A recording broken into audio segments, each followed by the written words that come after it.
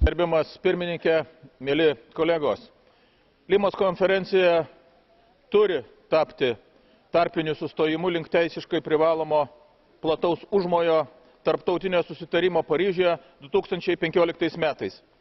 Ne tik Europos Sąjunga, bet ir likęs pasaulis turi pradėti rimtai vertinti pasaulinį atšilimą, o ne laikyti į smėlį sukištas galvas. Klimato kaitos keliami pavojai yra labai rimti ir sukelia neigiamas pasekmes ilgalaikiam ekonomikos augimui bei kelia realų pavojų žmonijos egzistavimui.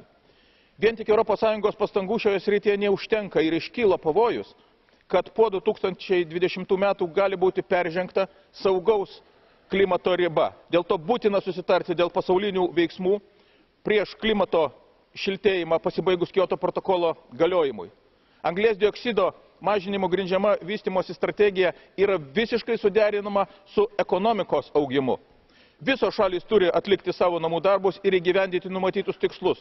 Turi būti parengti veiksmų planai, numatantis konkrečius valstybių įsipareigojimus ir užtikrinančius nacionalinio lygmens veiksmų aiškumą ir skaidrumą. Siekiant ambicingų klimato kaitos politikos pasauliniu lygiu, mes turime veikti visi kartu ir skatinti bendrus pirmoje eilėje valstybių, verslo, finansinių institucijų, pramonės, visuomenės veiksmus, bei ieškoti visi kartu visų galimų finansavimo šaltinių, kas yra ypatingai svarbu. Dėkoju už dėmesį.